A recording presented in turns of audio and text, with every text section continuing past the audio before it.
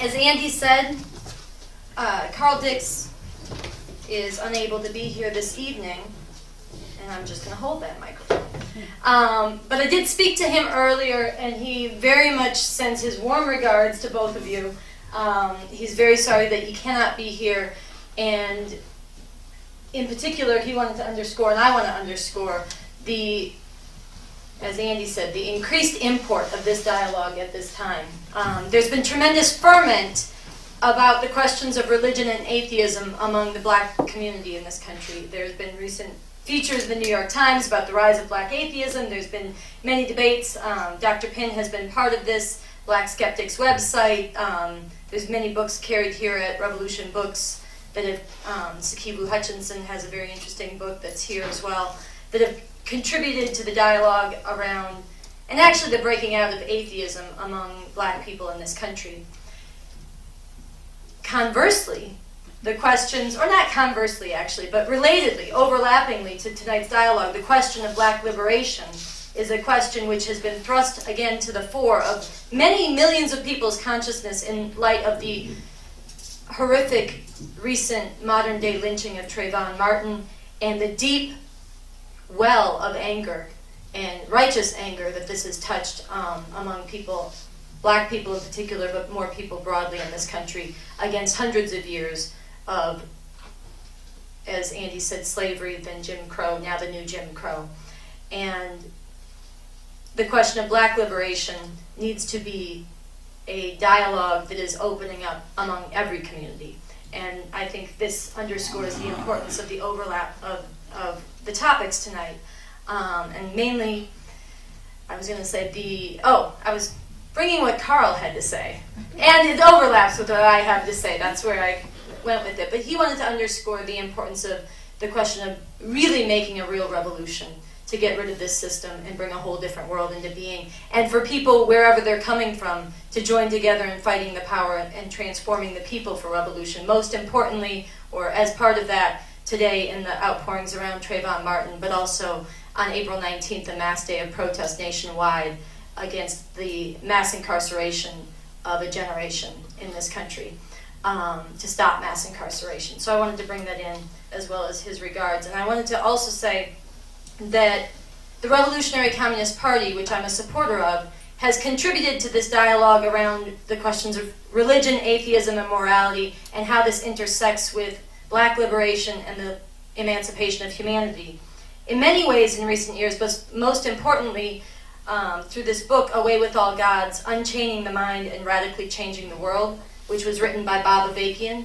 And it does deal with the questions of the relationship between unchaining the mind and enabling people to radically change the world. And in particular, I want to commend to people's attention this evening the chapters on why the Bible Belt has always been the lynching belt, and on religion and the slave mentality.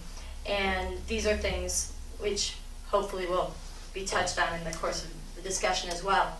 But this evening is not mainly going to be part of the contributions from our perspective to this dialogue. It's mainly going to be a dialogue between these two scholars, thinkers, activists, and writers.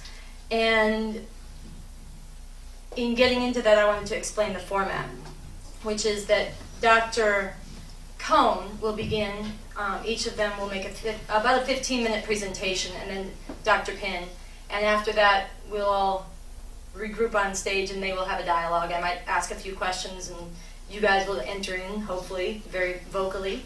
So without any further ado, I want to introduce each of them and highlight, as Revolution Books does, it has their books here, and you should get their books, as well as this book. You should get all of these books, and you should spread them to your friends. And as Andy said, you should share what happens tonight with your friends. This is The End of God Talk, an African-American Humanist Theology by Anthony Pinn.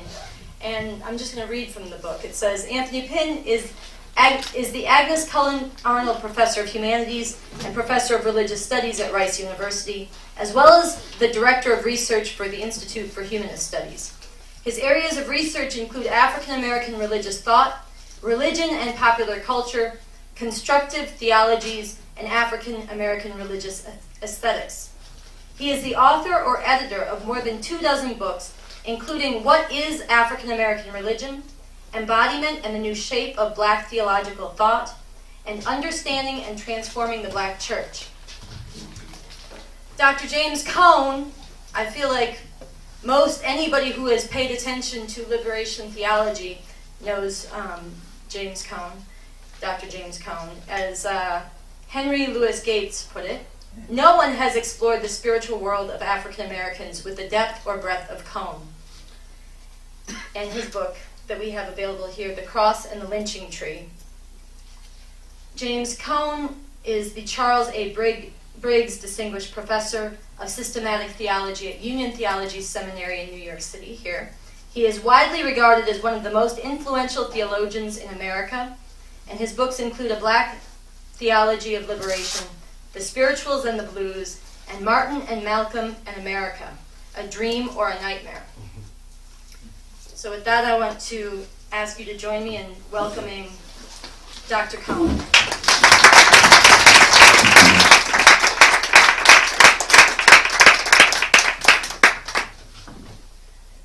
Thank you very much.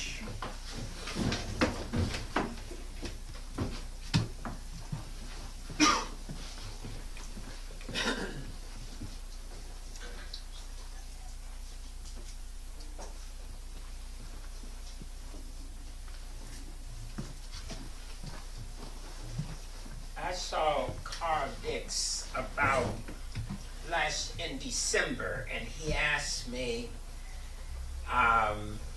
would I also come here and talk about my book, The Cross and the Lynching Tree? And I told him I would. So that's why I'm here. And he asked me, would I have a dialogue with my friend Anthony Pinn?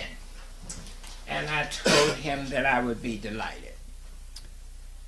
What I want to do tonight is to speak for a few minutes about why I wrote Cross and the Lynching Tree. Give some reflections on the writing of The Cross and the Lynching Tree.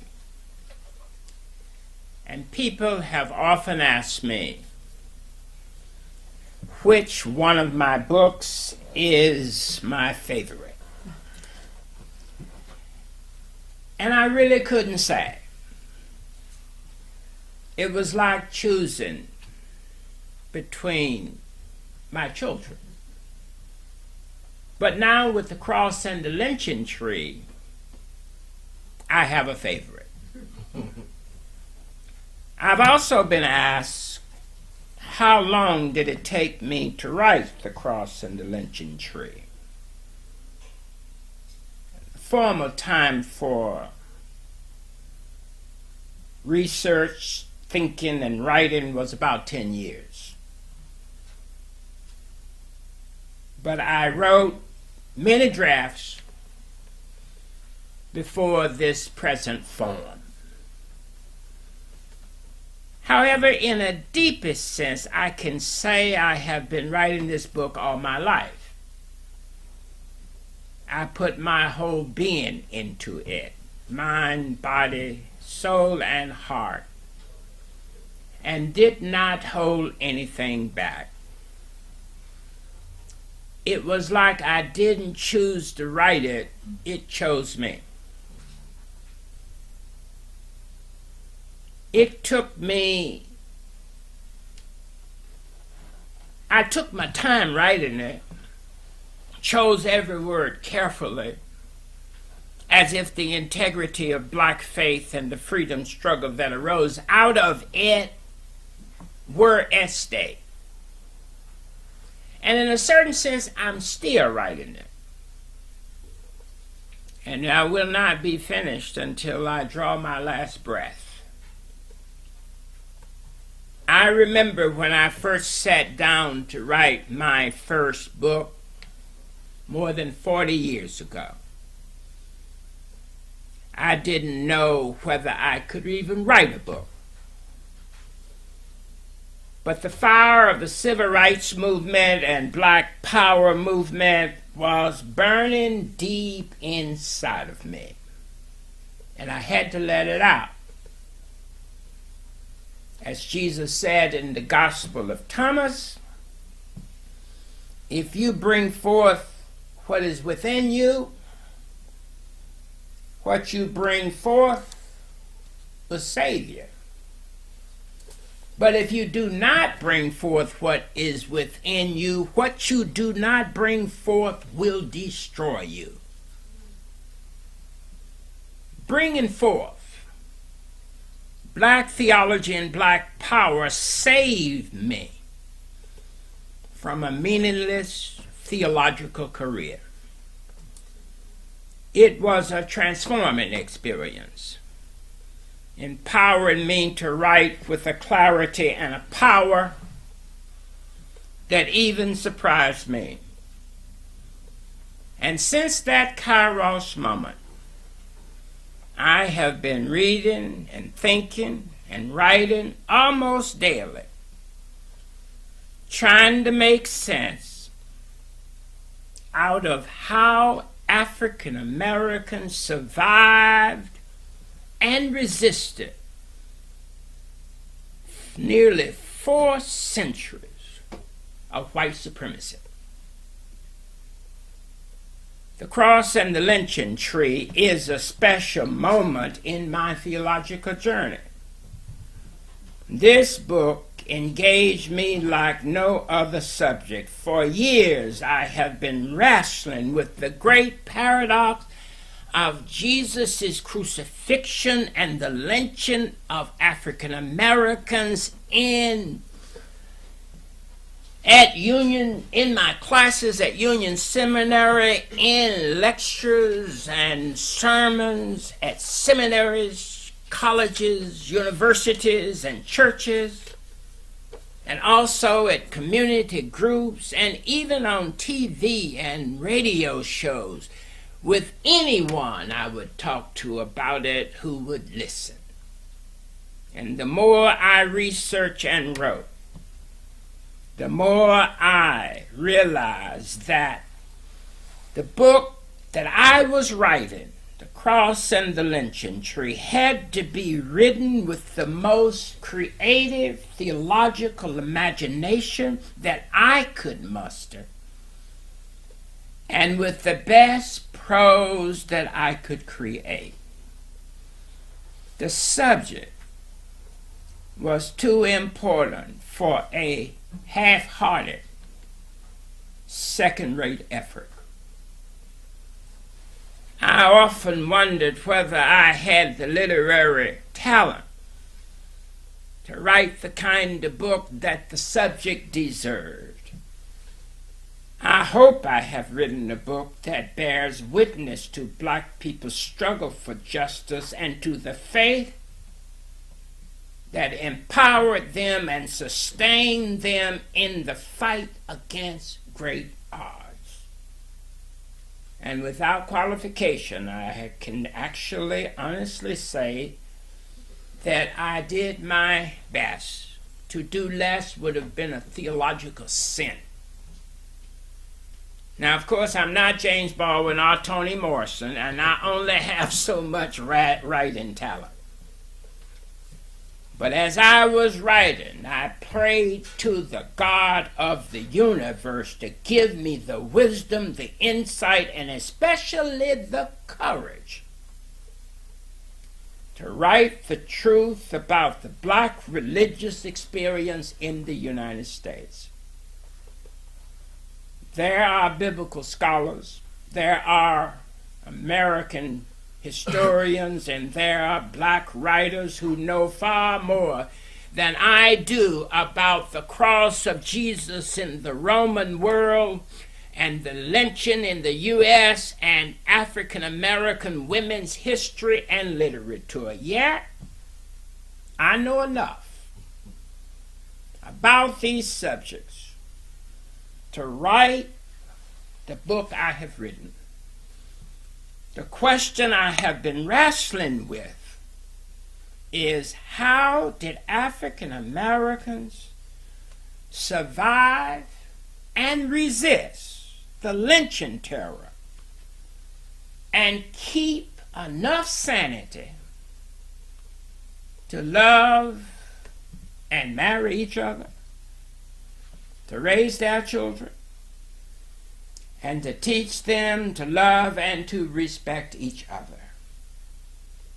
The answer, as I discovered, was their faith in the God and in themselves that kept them emotionally and spiritually healthy enough to love not only themselves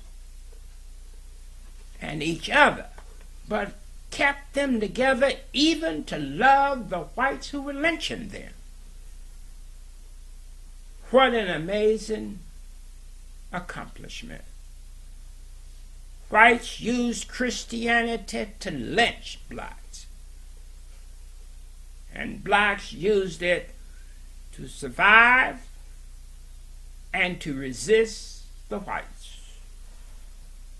And the more I reflected on the cross and the lynching tree, the more I understood why black Christians could not turn away from the cross, even though whites used it to enslave, segregate, and to lynch them.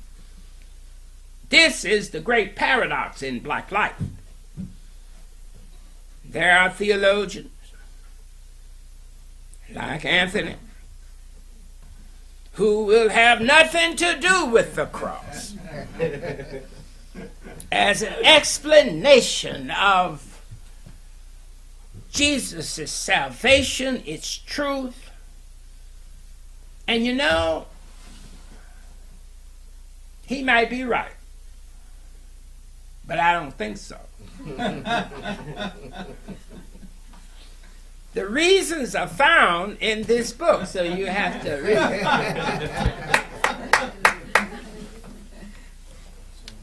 I just want to say a little bit more and I'll be finished. And the first thing I want to say is read the first paragraph from the introduction. The cross and the lynching tree are separated by nearly 2,000 years. One is the universal symbol of the Christian faith, and the other is the quintessential symbol of black oppression in America. Though both are symbols of death, one represents the message of hope and salvation, while the other signifies the negation of that message by white supremacy. Despite the obvious similarities between Jesus' death on the cross and the death of thousands of black men and women strung up on a lamppost or a tree, relatively few people, apart from black poets and novelists and other reality-seeking artists, relatively few have explored the symbolic connections between the two. Yet I believe that this is the challenge that we must face, especially in the Christian community. What is at stake is the credibility and the promise of the Christian gospel, and the hope that we may heal the racial wounds of violence that continue to divide our churches and the society. Now, I have spent a lifetime pointing out the hypocrisy and the mentality of the white church in a white-dominated society, while lifting and exalting the voices and the experiences of the oppressed. I write out of my experience as an African American growing up in a segregated Arkansas, and a close association with the civil rights and black power movements in the 1960s, defined by Martin Luther King Jr. and Malcolm X. But more importantly, I write out of a deep theological conviction that the true power of the Christian gospel is its unambiguous call for liberation from the forces of oppression and a fierce and uncompromising condemnation of all who oppress. I write on behalf of those who the Salvadorian theologian and martyr Ignacio El Curial called the crucified people of history. I write for the forgotten and the abused, the marginalized and the despised. I write for those who are penniless, jobless, landless, and who have no political or social power. I write for gays, lesbians, homosexuals, and those who are transgender. I write for the undocumented workers living in our nations, living in misery in the nation's agriculture fields.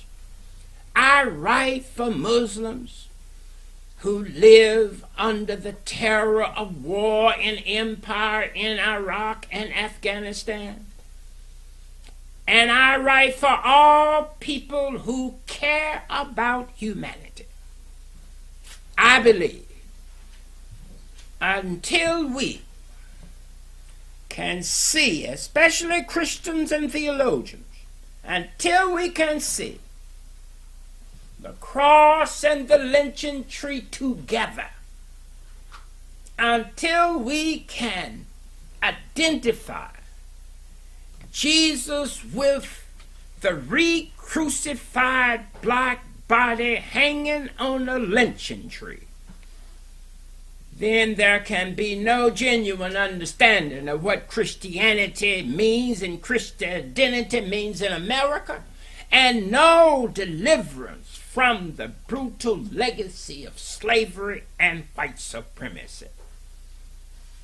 As I started reading about lynching and about the historical situation of the cross in Rome during the time of Jesus, my question was this: how did African Americans survive and resist the lynching terror?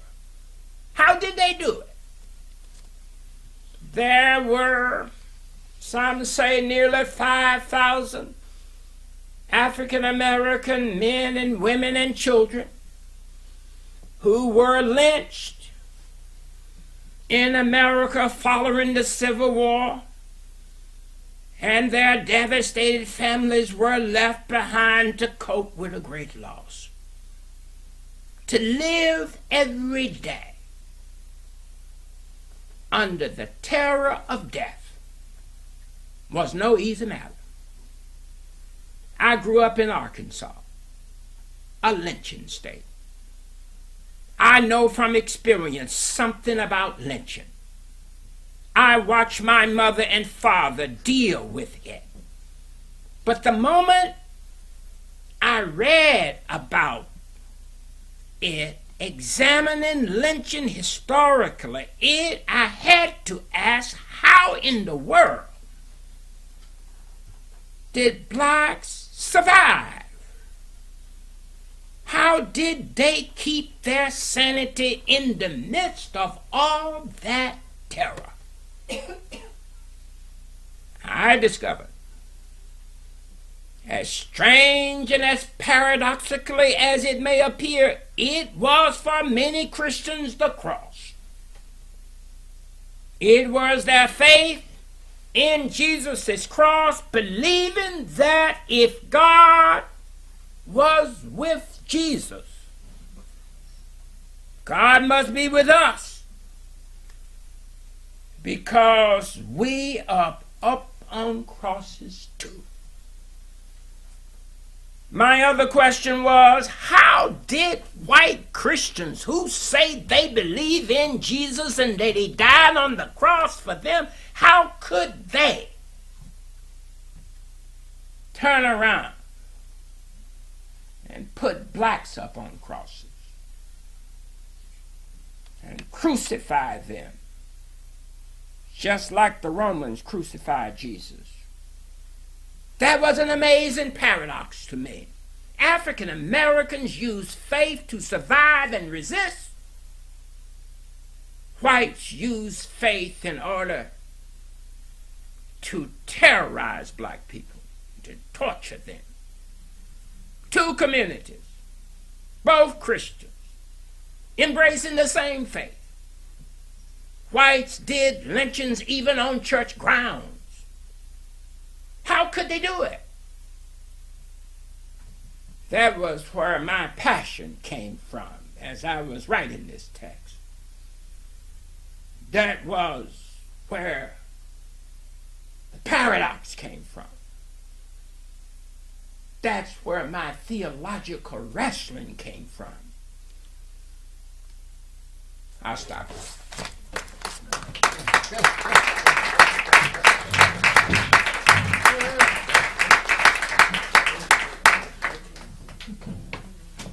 Good evening. Good evening. Good evening. Good evening. Thanks for coming out and sharing some of your evening with us.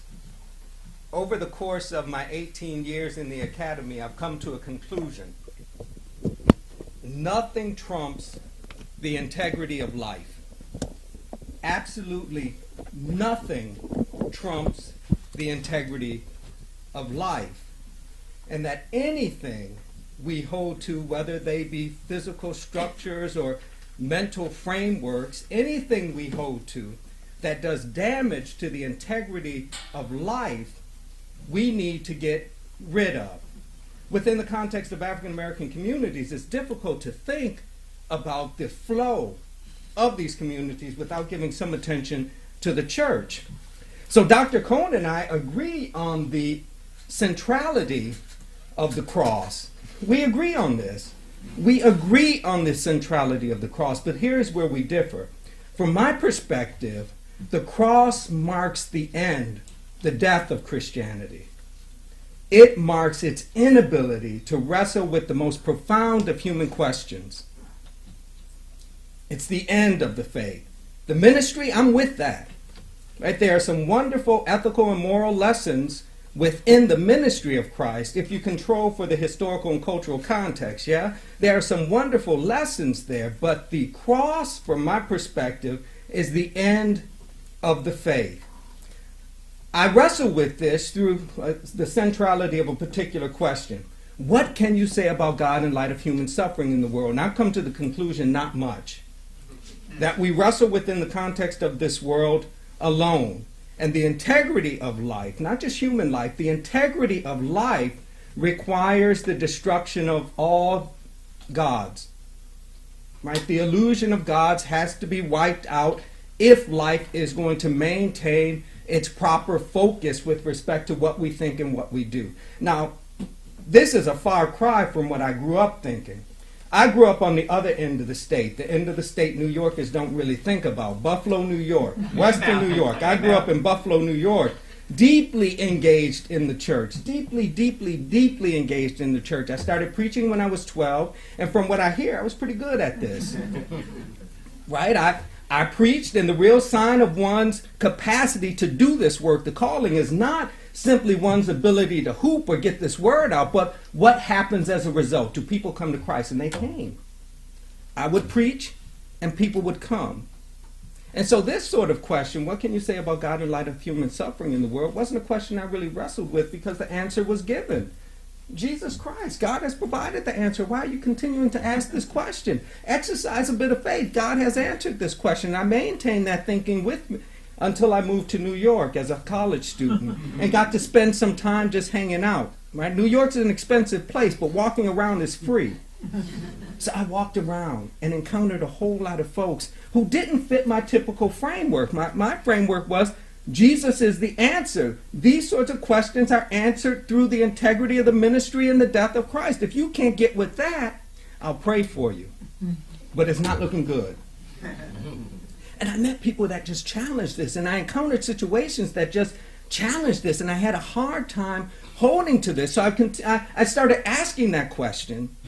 Right? But rather than doubting the integrity of God's work in the world, I rethought human involvement. We've gotten this thing wrong. It's not God that's the problem here. It's us. Right? What we intend to get by asking that question is unreasonable, runs contrary to the very nature of the faith. Right? Runs contrary to the very nature of the faith, and I maintained this position. And it was difficult for me. I was on ministerial staff at Bridge Street AME Church in Brooklyn, New York, not that far from Boys and Girls High, right? Bedford-Stuyvesant. I spent my time there, and this became increasingly difficult for me. So I tried my best to maintain this, but some Sundays I just couldn't do it. Right? And it wasn't having to be at church at 6 o'clock in the morning that was difficult for me. It was what I was going to have to do once I reached church. So I'd go to the train station at 116th Street in time for church, and I'd let the train go by. And I'd let another train go by. And I'd catch that third train. And I'd catch that third train to either 59th or 42nd, and I'd wait there and let a train go by. Let a train go by. Get that third train, because I knew if I did that, by the time I got to church, there was nothing I would have to do. I wouldn't have to lead prayer. Right? I wouldn't have to do anything. And I could say, Reverend, I'm sorry I'm late, but the train. Right? It was the train. I just didn't include the bit of information that I was missing the train intentionally. Reverend, it was the train. It was the train. Now keep in mind, this pastor had known me for quite some time. He was my pastor in Buffalo, New York. He knew me from quite some time. I lived with them during the summers. Pastor, the train. So I tried to wrestle with this question. And from New York, I moved to Boston and continued to wrestle with this question and encountered a faculty member at that point who really suggested I do a bit more reading, that I really needed to read James Cone. Now, Dr. Cone may not remember this, but I met him when I was a young AME minister at Bridge Street during one of the conferences, and I was thinking Union. I had an opportunity to meet Dr. Cone, right? The books, and now Dr. Cone, he's right there. I get to say hello to him. And I was telling him how important this work was to me and how important ministry was. And he, with a great deal of kindness, said to me, well, be careful. You're developing a sense of spirituality that isn't practical in the real world, right? Don't major in religion. Pick something else, sociology. So that's what I did. And it exposed me to some things, right? And I maintained this. I went to Boston and began working with Gordon Kaufman, who taught me that theology is about human imagination. These are our words, our signs and symbols, trying to wrestle with something that's much larger than we are. What stuck with me was this. Theology is human imagination. It's our constructive project. We do this. That stuck with me. And I took that to Grant AME Church in Roxbury, where I served as youth pastor. And across the street from this church was a park. And this park was not a place of ease, right? It was not a place of youthful joy. It was a place of drug deals, crack and prostitution, where the kids who played there had an easier time writing their eulogies than crafting through prose their future, right? Writing their eulogies than crafting their prose. And I wrestled with this question, what can you say about God in light of human suffering in the world? And I wasn't really concerned about individual aches and pains. So folks who said, well, Pinn reached this perspective because he prayed for something, didn't get it. No, it was bigger than me. Much bigger than me. What is happening with communities? What is happening within the context of death-dealing suffering? Yeah? That kind of suffering, not individual aches and pains.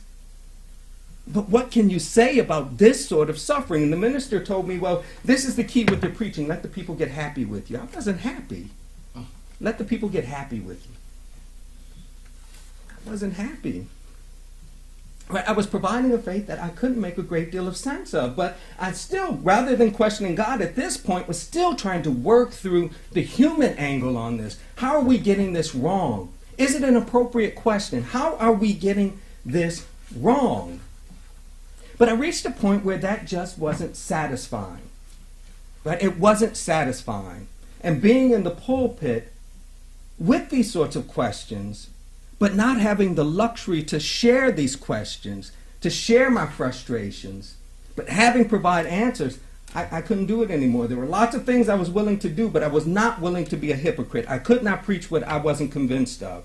So I wrote to the pastor of the church and wrote to the bishop, indicating that I would be surrendering ordination, that I just would not be involved anymore. I could not do this. This question was too important for me, and the context of the church did not provide me with a way of wrestling with this question that was satisfying.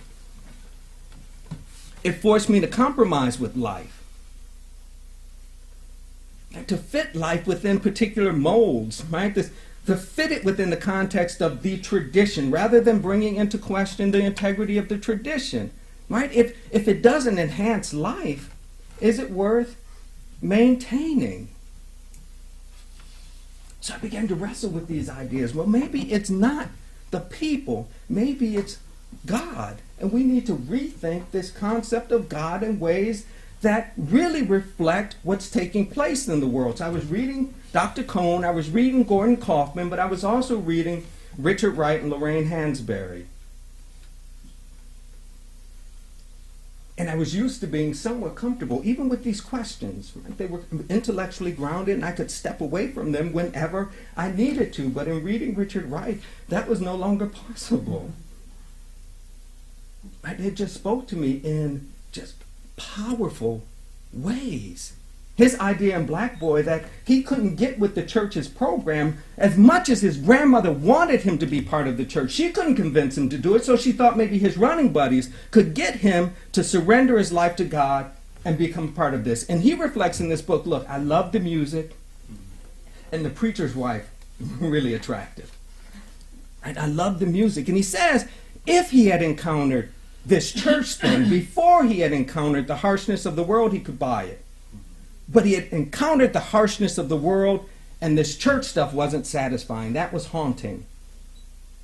Because he said this without apology. Without apology, he said this.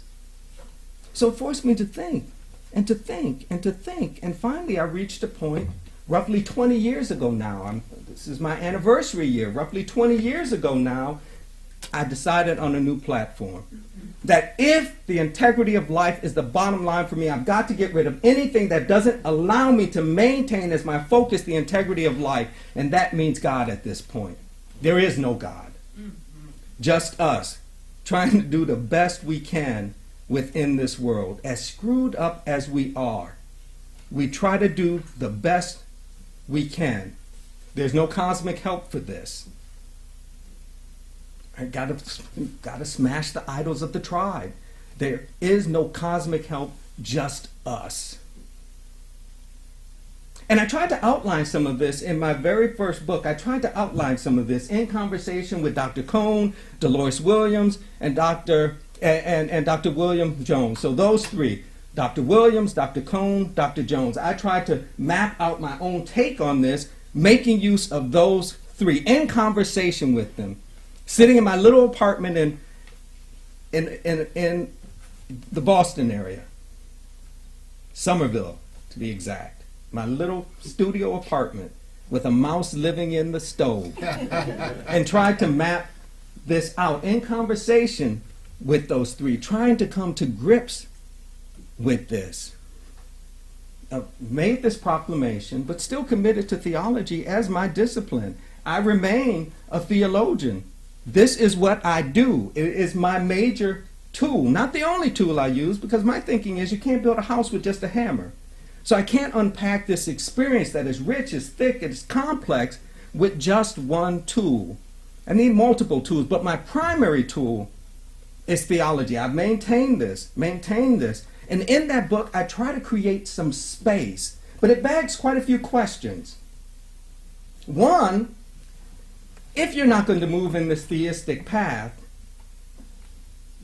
then what? Right? So I wrestle with this and argue that it's never just been about Christianity within black communities, that Christian churches have existed within the context of competing faith claims forever within African American communities, whether it's Islam, which is old, right, which is old, or what we've come to call Santeria, voodoo, conjure, hoodoo. And I threw in another one, right, and trying to extend what William Jones was doing. I argued the one that we are most reluctant to talk about is humanism, but that it's old. My argument was it's in the same way that the spirituals provide a way of mapping out an early Christian sensibility, the blues do that with humanism. And if you don't want to turn to the blues, turn to some of the church leaders. Daniel Alexander Payne in the 1830s argues for the end of slavery precisely because some black folks find this system so brutal that they are incapable of believing in God. For him, this is problematic. He meets a young man and asks, well, are you a Christian? Young man says, no. All this going on, how can I be? And Payne argues, you see, I've encountered this myself, people who reject not only the Christian faith, but he said, I know of people who bring into question the very existence of God because of this system. From his perspective, this was the best argument against the slavery system. For me, it provides an early framework for understanding African American humanism and atheism as vibrant, as alive within the context of early black communities. It has been here forever. But this is a hard sell for some. Right? How do you understand humanism or atheism as a religious tradition? This is what I was trying to argue. Right? How do you understand it this way? And so some years after that, I thought I had an answer, right? That we are misunderstanding what it means to think about the religious, that we tie this to institutions, we tie it to rituals, doctrines, and creeds, when all that is the ornamentation. It's when religion bubbles to the surface of human history that you get this stuff. But religion, at its fundamental nature, at its core, is really an effort to make life meaningful. It's a quest for complex subjectivity. It's our effort to wrestle with the huge questions of life, the who, what, when, where, and why we are questions. Those deep, existential, and ontological questions are wrestled with through religion. Doesn't require gods, doesn't require a mosque or a synagogue or a church. It gets manifest in a variety of ways that are not bound to those. And so for me, that was a good reason then to argue that African American humanism is a religious tradition. It helps a group of folks wrestle with these fundamental questions of life. They just choose to do it without any attention to God or gods. Traditional stuff just doesn't work for us. So I was content with this. This is how you can understand religion. You can understand African American humanism and atheism in this way. Lots of my atheist friends find this deeply flawed and deeply problematic, right? I don't care. I think it works, right? You can understand it this way. It is the quest to make life meaningful. Nothing more, nothing less. To make life meaningful. It's an effort that's not always successful, but it's an effort nonetheless. But I'm a theologian. Now, and if this is how you understand African American humanism, right, that it is a religious tradition, it seems to me then reasonable to argue that you can develop a theological platform that is tied to that, regardless of how theology is traditionally defined. Over the course of the 20th century, we have wrestled in profound ways concerning what theology is and how you go about doing it. I just want to contribute to this. Right? So from my perspective, African American humanism is a religious orientation, and it ought to have its own theological platform. So for this, I reflect on what Gordon Kaufman says. Theology is just human imagination. It's a human-based construction project. And I also draw from Dr. Cone. I'm going to paraphrase you. Dr. Cone argues that if God is not on the side of the oppressed, then God is a murderer and we better kill God. for me, this works. From my perspective, that is an invitation to do this very type of work. If it doesn't support the integrity of life, get rid of it. But you can still do theology. So in this book, I tried to wrestle with some of these questions from my colleagues. Well, okay, fine. Humanism, atheism, okay. And so now folks will mention this in the litany of traditions within African American communities. It's no longer forgotten. It's part of this litany. But as a theologian, how do you do this work, right? I refuse to be moved outside of this category. I'm not a philosopher by training. I read philosophers, but I am not a philosopher by training. So my work isn't primarily philosophy or religion. I'm a theologian. A theologian trying to make theological sense of this deeply important and meaningful tradition that claims people like Frederick Douglass, A. Philip Randolph, Alice Walker, Lorraine Hansberry, Zora Neale Hurston, right? Some wonderful people are part of this tradition, and I want to do them theological justice. So with this understanding of religion, it opens up a different range of resources. So Dr. Cohn has done a wonderful job of outlining the resource materials for doing theology. I want to argue that this understanding of religion, as it gets played out within the communities of African American atheists and humanists, make the body profoundly important. It all centers on how bodies occupy time and space. By body, I mean a cultural construction, that thing that gets developed through language, but I also mean this physical reality that's born, grows, suffers, dies. And that religion revolves around how this body occupies time and space. And this gets played out in a variety of ways. So it really wasn't about a hoodie. It was about how a black body ought to occupy time and space, and was that body out of place? And if it's out of place, how do you neutralize the threat? It wasn't about a hoodie. It's about a black body out of place, and how do you neutralize that? Does it have something to do with race? Of course. The notion of black bodies as property that can be confined, that can be rendered docile, that are limited in their range. And here is this young black man who's not abiding by this thinking, outside of the philosophy of race, out of place. Threat has to be neutralized. My argument is you can understand this religious thing and think theologically about humanism by understanding the centrality of bodies. Now, if bodies are central, then you've got a much wider range of source materials than we typically use within black religious studies. You've got the written text, and we've tended to privilege the written text, but for me this is a problem. How do you privilege the written text when you're talking about a community that for more than a century didn't have systematic access to the written text? It took care of these profound questions in other ways. How they presented themselves, what they wore, how these bodies moved. These all became ways for them to express their religiosity outside of the confinement of the written text. And so I want to suggest that with this sort of theology, this humanist theology, you give attention to things like the photograph. Now, we tend to have photographs in our books, but we use these photographs as supplemental material. I'm saying that they're primary. And they tell us something about how black bodies occupy time and space, and as a result, they tell us something about what it has meant to be black and religious in the context of this absurd country called the United States, right? It tells us something about this. Clothing tells us something about this. The visual arts.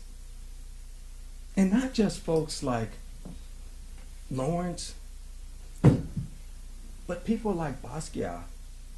This tells us something about these profound questions of life in ways that understand the written word but kind of trouble the centrality of the written word. If you look at his work and only concentrate on the written text embedded in that, you've missed a whole lot.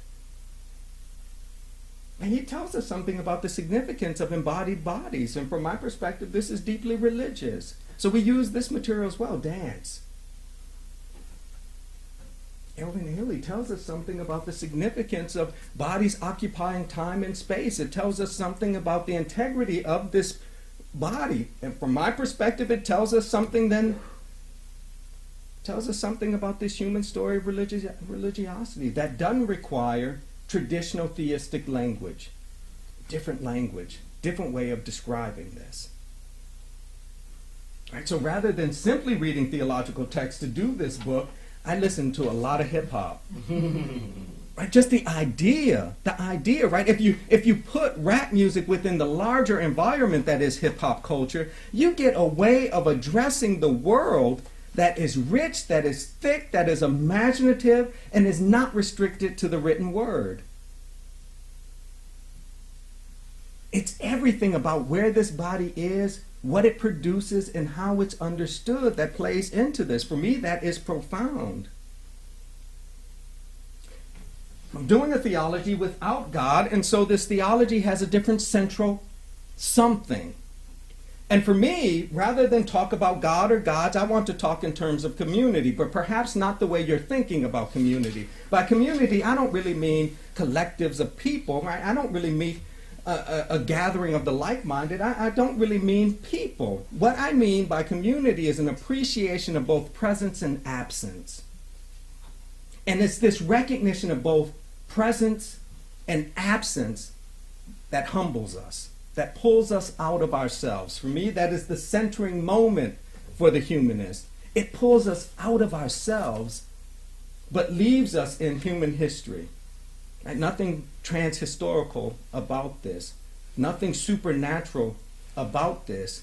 It pulls us out of ourselves, but leaves us in human history. It's still earthy.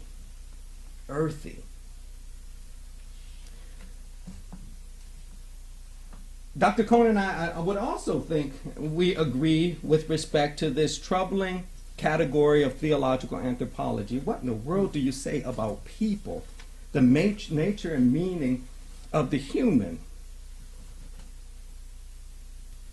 The difference is, my thinking on this leaves us without cosmic hope. There is no supernatural safety net. No one who will help us get this right when we get it wrong. We're left to our own devices.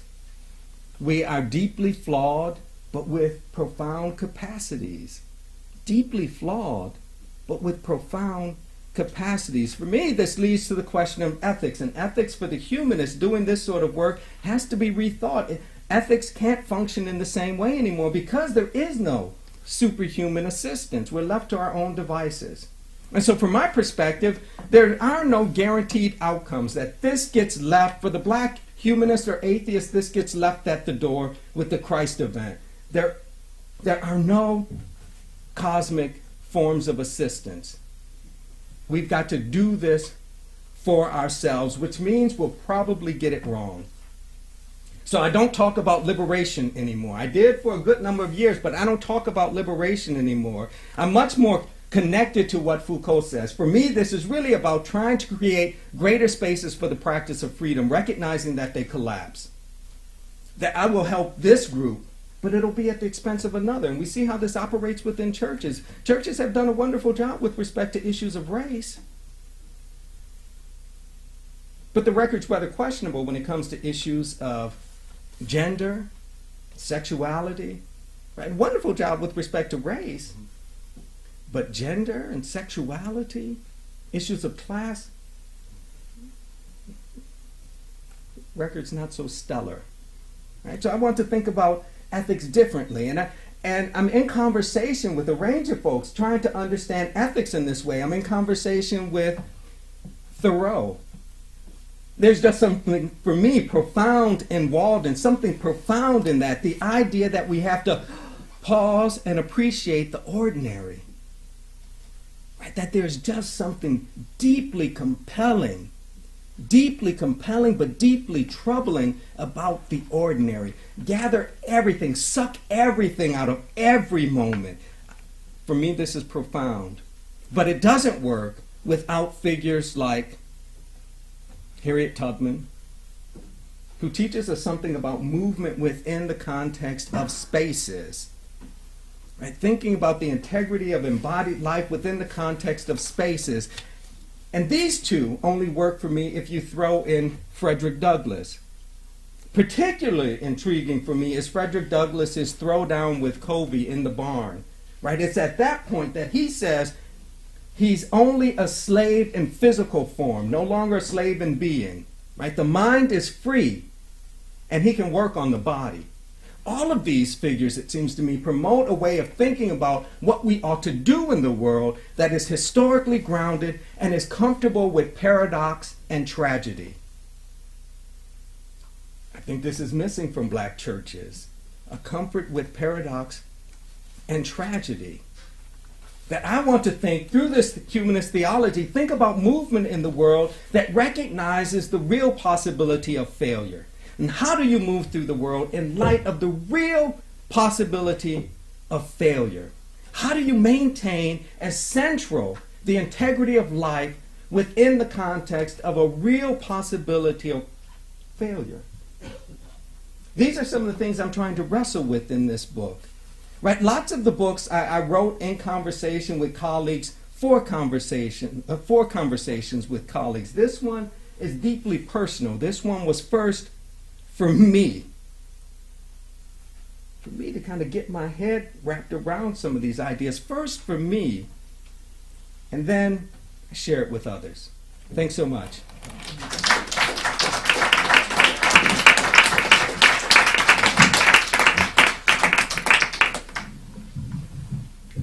Okay, so we're going to have some exchange. Probably we'll start with Dr. Cohn responding to some of what he just heard, and we'll have some dialogue at the front of the room here for a little while before we open it up to comments. Do you want to begin? Well, I think I appreciate Anthony's presentation. I don't have any disagreement with him. I think people have to find their own way through the world. And there are different ways in which people do that. And I think I agree with him that religion is a search for meaning. And if, what I talk about has no meaning for you, throw it away, please. I like jazz. I like Louis Armstrong. I like Miles Davis, and I don't like country music. But there are people who do. So I don't think you can come up with anything that's going to be good for everybody when you're talking about imagination and talking about meaning. And I don't go around trying to convert anybody to my point of view. All I try to do is to, as Tony has said tonight, I try to take seriously the integrity of life.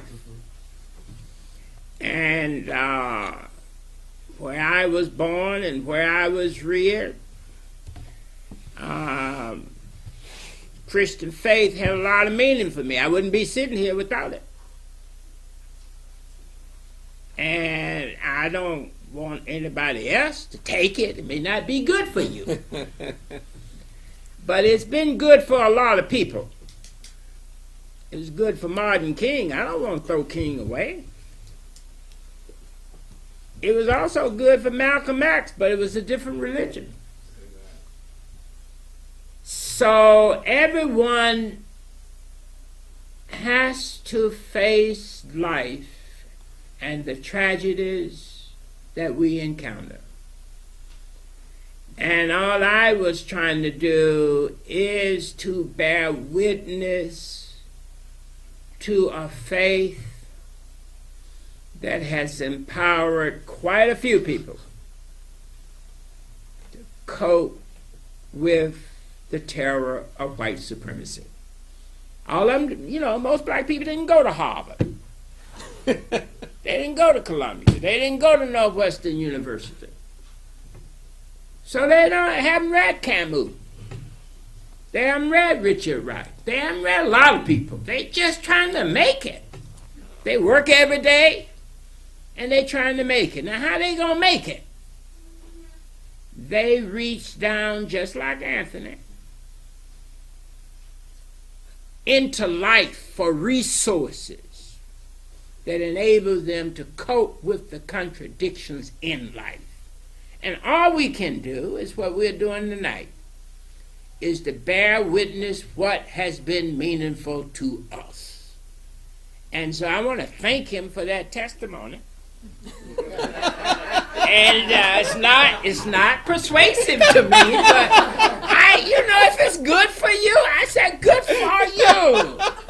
I'll see you in the next world. We'll see who was right. Yeah. I'm gonna ask you a more particular question before I let you respond, because I think if anything is abundantly clear this evening, it's that you have profound respect for each other and for the space for each other to believe differently on these matters. But in the interest of an interesting exchange, I would like to ask you, in Dr. Pinn's remarks, the first portion was how he broke with the belief in God. Yeah, right. But towards the end, he made this statement, which I guess I would like your response to, about he's given up talking about liberation. And well, I don't want to give up on that. I didn't think so. No. No. That's despair. To me, that's despair.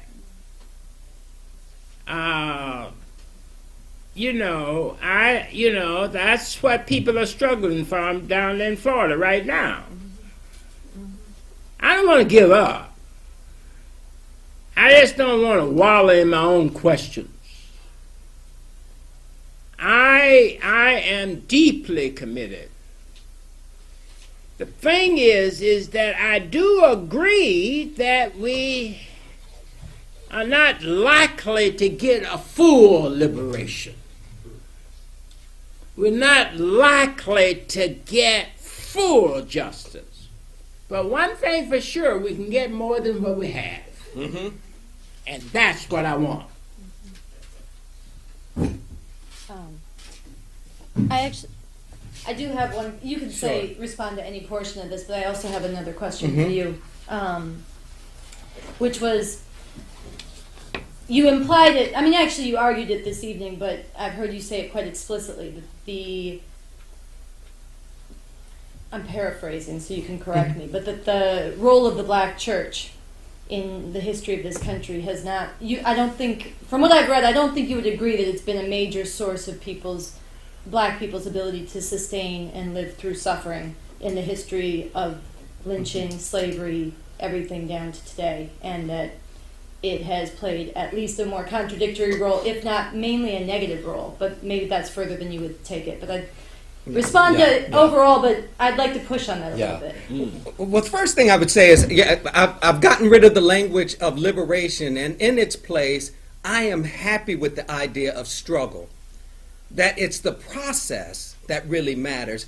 We can't determine the outcomes, right? Churches, it seems to me, have projected certain outcomes and fallen short. What we can guarantee is that there's something that takes place in that moment of struggle that, if nothing else, lets us know we are alive and we matter.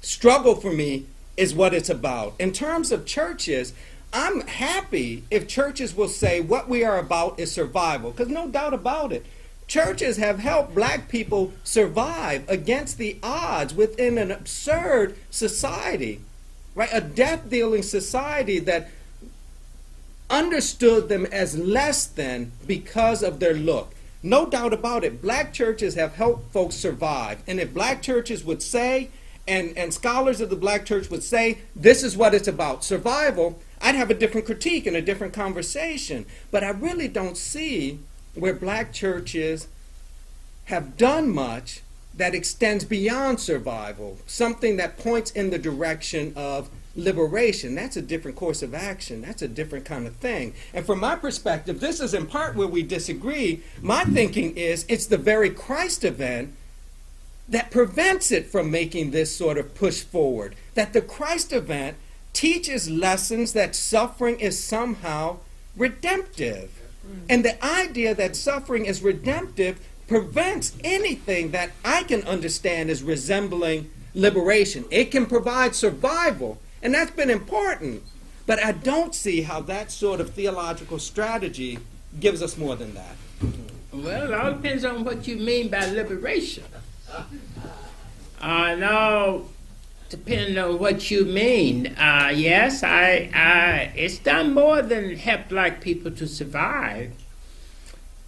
You sitting here because of the black church, in the sense that it opened up Harvard for you, opened up a whole lot of places for you. The civil rights movement itself was, partly supported by the black churches, a few of them. Not a whole lot. It's always a minority. Jesus himself was a minority. Minorities are always the resistance force in any group. It's never the masses. It's always a core that gets a vision. And I would say the black church, I wouldn't so much say black churches, although that's the institutional expression of what I'm talking about to some degree. I would say the black religious experience.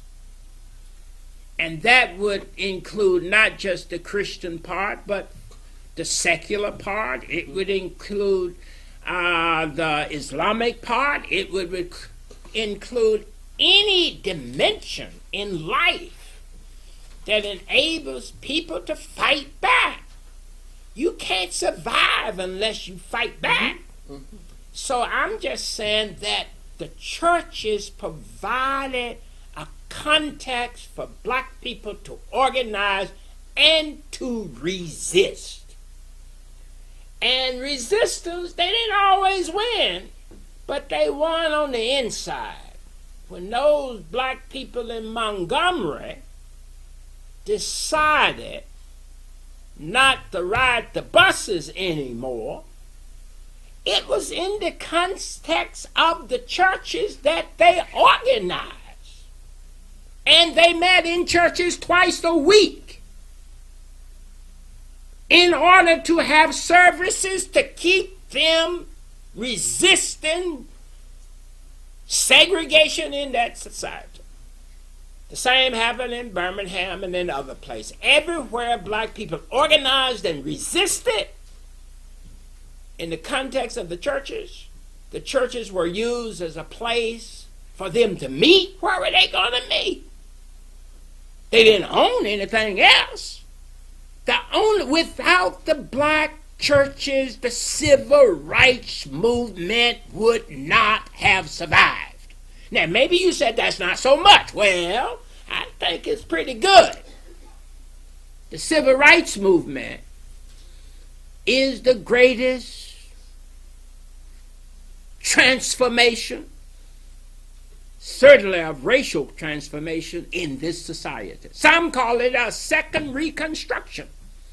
So I don't want to minimize or limit the black church to simply survival. They also resisted. And I would just want to say, in terms of the civil rights movement, we have to look at the greater range. That most black Christians, it seems to me, fit the National Baptist Convention USA model, not the King model. That the vast majority of Christians... I'm talking about a remnant, a small group. Right, but I'm not talking about the masses. Well, but let's also keep in mind that you had some other folks playing a significant role in here, like A. Philip Randolph. Yes. And if we think about the person, and we think about the moment that forced white Christians to reassess the relationship to black folks in their denominations and outside of their denominations, and to do some of that with their pocketbooks, it's James Forman and the Black Manifesto. He's an atheist. Well, I don't know what point you're making. I'm not fighting atheists. No, I'm simply... if that works for you, do that. No, I'm simply saying that from my perspective, we often give the black church too much credit for what took place in the civil rights movement. I agree. And it's within the context of the civil rights movement, right? It's a messy and complicated arrangement of of thought and activity, it's hard to always distinguish what the black church ought to get credit for in this. But they've had better PR, so they get credit for everything. No, I don't know. I don't know. I don't know that's the case. I don't see no atheists organizing much. Not in. What did he organize? He organized the first march. Well, let's think about the impact of the labor movement. Well, yeah, I agree. And you got that before you got the civil rights movement. See, my point is, I'm not trying to knock your group. I'm not. Go ahead, yeah. James Foreman, Robert Moses. I'm not trying to knock them. No, yeah, I call the roll. You know, Richard Wright, great people. But why you gotta knock my group? Martin King was no slouch. Neither was Malcolm X. Come on. No doubt about that. Why do you have to knock it? Just say, if that works, do that. But also, see, my thing is, you got to knock it. Why?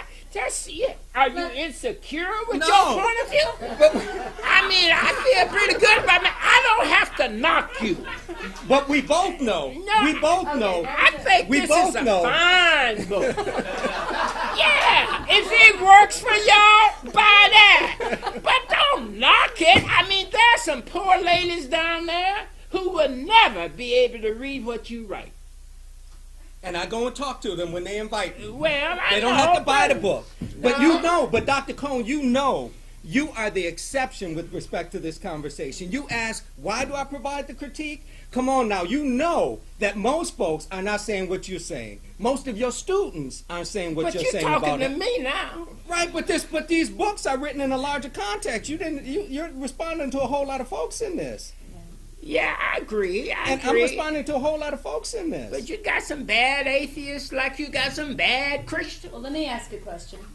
And both of you can respond to this. But I would argue that if you live in a country that is predominantly religious, and in particular, if you come from a people who is kidnapped and deprived of their heritage, of their culture, of their names, of their own religious beliefs, and given the Bible, and preached this, and you are an enslaved and oppressed people, and that's the way that your culture has been shaped and the theology you've been given, that it's not surprising that people would use those tools to fight for liberation. Now, the question I want to put to you, if that's the language you speak, that's the culture you are brought up in, those are the belief systems, I would pose, and then I know you guys will both want to respond, that the black people, to the degree that the black church fought in the civil rights movement and took up black liberation, this was more in spite of the Christian Bible than because of it. And I would argue further, and in spite of it, in the sense of oppressed people will struggle to get free and they'll use the tools available to them. The Bible actually does, your analogy to the lynching tree, it does actually rationalize and justify and command slavery.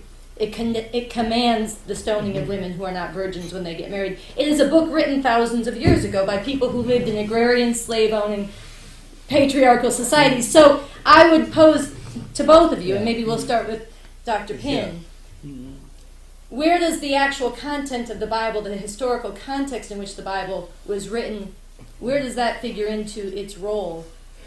But it seems, the argument for me isn't so much Christianity, right? Because Europeans borrowed Christianity, right? So for me, it's not really that.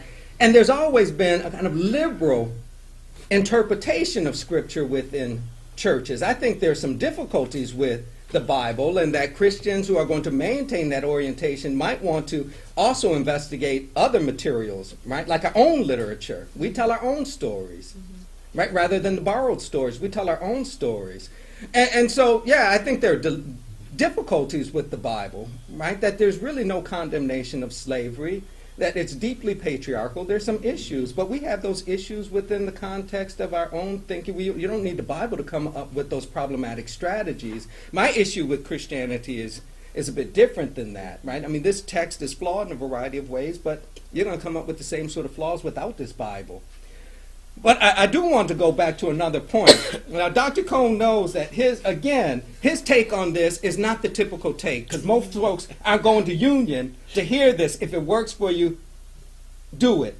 Most folks within the context of the United States demonize and marginalize atheists and humanists. And so to be black and atheist within the context of a black community is double jeopardy. So it's not that easy. So part of what black atheists and humanists have to do is carve out a space, right? Carve out a space that speaks to their right to be. I'll help you do that. No, I think you do. I think you should have that space. But some of this involves critique. Yeah, I think you should critique Christian church and all other contradictions in society. But critique atheists too. Oh, sure. Critique anyone and anything that hinders the flourishing of humanity. See, I'm against. I don't have any kind of absolute belief system. I mean, you cannot. We're all human beings. The Bible is a human book. And if it's a human book, it's going to have a lot of bad things in it. And you have to use your intelligence. I'm glad it has all those things in it. So it's like the Constitution and the Declaration of Independence. I look back, I use it though. I'm not throwing it away, even though they used it to enslave me. You have to use whatever resources you have or presented with and turn them against the people who intended to enslave you. And what is amazing to me is that African Americans could take white Christianity and reshape it and make it black. And that's a different gospel than the ones that the slaveholders had. And so I don't, but there are people who don't want to do that. They got other resources they can use. And I say, good for you.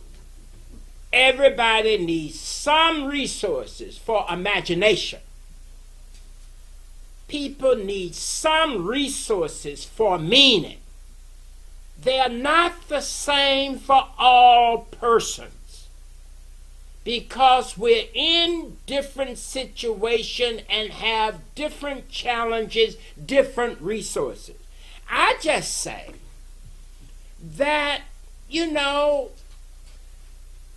human beings have to find something that gives them deep, profound meaning. And they ought to make that public so it can be critiqued. So that, you will be challenged. See, I think theology or religion can arise from an intellectual search for truth, and I think that's what he's looking for, an intellectual search for truth. Now, or it can arise from the fight for justice. And whatever empowers that fight, you use it. And I think people at different levels in different places use different things. And I don't see any reason to critique Anthony Pinn here. I mean, he's all right. He's my buddy. He's wrong, but he's my buddy. But what I think the dialogue that we're having some people will respond to my way of looking at it, and some will respond to his. I assume most of you will respond to him since I'm in this place here. I ain't in no church. I need to take you to a church and then let the people out there. I beat you then. But I'm working against the stream in this context. But I like it because if what you're talking about cannot be publicly made intelligible, you better go back and look at it. So I think it's good to always place yourself in a context where you are challenged not only to speak to people who agree with you, but those who disagree. And those who don't know quite that language. You got to find a way to make sense out of what you're talking about to people who come from a different place. Now, I would say, though, Yeah. that this isn't all intellectual. Oh, you're okay. All right, all right. You made that argument before. It's not all intellectual, that this is also a matter of recognizing where people live, Yeah. the felt experience of life, and wrestling with a way of getting at that works. But I also know, to the extent that you hold liberation normative, as long as you've got that norm, you're not saying it's all good, right? That there's got to be a way of critiquing and ranking if you've got this norm. Yeah, right. So you're being nice now. Okay. Let's let the audience speak. Yeah, we're going to find out. He said everybody agrees with Dr. Pinn, and we're going to find out.